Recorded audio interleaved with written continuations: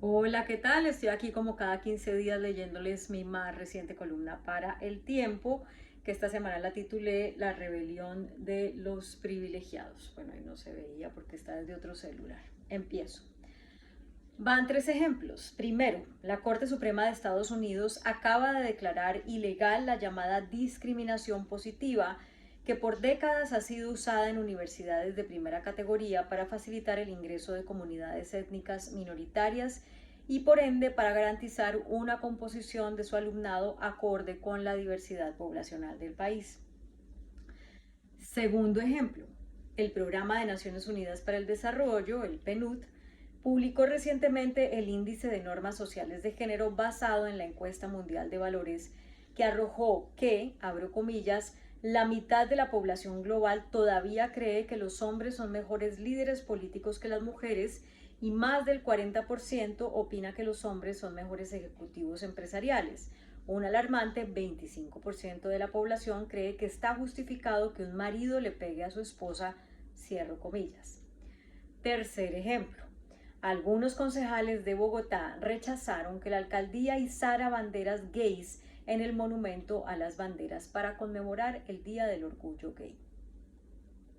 Esas y muchas otras expresiones de rechazo a manifestaciones o políticas por las que grupos marginados como las minorías étnicas, las mujeres, la comunidad LGTBIQ+,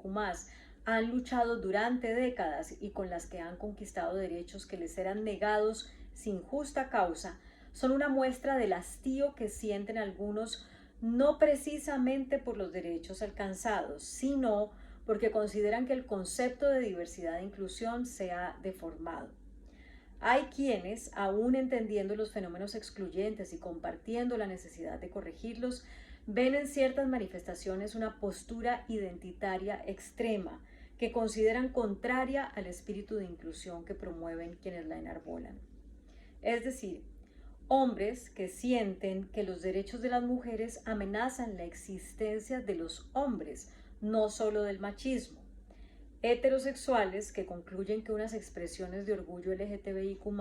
son una afrenta a su libertad para vivir en la intimidad familiar según su visión binaria de los géneros, no solo una manera de garantizar la no violación de los derechos humanos de esa comunidad.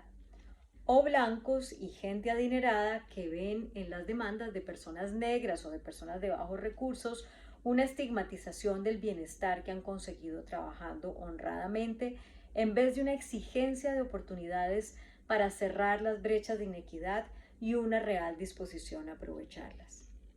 Desde luego que entre quienes derogan las medidas de discriminación positiva, entre quienes oponen resistencia a las transformaciones que supone equilibrar la balanza de oportunidades entre hombres y mujeres, y entre quienes rechazan cualquier simbolismo LGTBIQ+, hay quienes son simplemente antiderechos, que están usando sus posiciones de poder para revertir logros a los que la humanidad no debe renunciar, pero veo una porción de la población siendo parte de la que podríamos llamar rebelión de los privilegiados solo porque ven que algunos de los tradicionalmente oprimidos conciben que avanzar en sus derechos implica la destrucción de valores en los que esos privilegiados creen y de los cuales no tienen por qué sentirse avergonzados, relacionados con la meritocracia, la familia o la fe. Los ejemplos citados al comienzo de esta columna muestran un nuevo reto para los gobiernos y los activismos. Hay que hacer esfuerzos adicionales por garantizar y evidenciar que los derechos no son una cuestión de suma cero, que se les conceden a los unos quitándoselos a los otros, sino un asunto en el que por más retadores que sean los cambios, todos deben poner y todos tienen que ganar. Bueno, pues muchísimas gracias por escucharme. Estoy leyendo esta columna desde Madrid. Aquí es la 1:11 de la mañana. Y justo me acordé de que no la había leído porque venía en el taxi hacia el hotel. Y el taxista, un colombiano que lleva aquí 4 años, habló pues de que su calidad de vida acá es mucho mejor, esforzándose lo mismo que se esforzaba en Colombia, donde estaba bien, pero aquí ese esfuerzo le da una mejor calidad de vida que allá, a él y a su familia. Y dicho esto, nos dijo, claro que aquí hay cositas con las que no estoy muy de acuerdo. Y empezó a hablar de esas cositas y una de ellas fue, y por eso me acordé de leer la columna, tiene dos niños pequeños y le preocupa que ya en el colegio, eh, pues digamos, a los niños los eh, critican por tener una posición sobre la familia, eh, que no es coincidente con lo que grupos defensores de los LGTBIQ consideran que debe ser la posición de todo el mundo. Entonces, muy bien decía, yo respeto eh, a la comunidad LGTBIQ pero ¿por qué yo a un niño de 5 años lo voy a tener que exponer en el colegio o lo exponen en el colegio a decirle que es una persona retrógrada o que viola los derechos o que no es una buena persona porque pues no tiene una postura que no nos terminó de explicar, pero que creo que tiene mucho que ver con este choque en el entendimiento de los derechos. No por el hecho de que una persona defienda que a los homosexuales y a la comunidad LGTBIQ no se les violen sus derechos y que tenga oportunidades igual que los demás, quiere decir que sienta que en su casa no tiene el derecho de criar a sus hijos con una visión binaria de lo que cree que debe ser una familia, sobre todo cuando se trata pues de hijos muy pequeños. Entonces es un tema muy complejo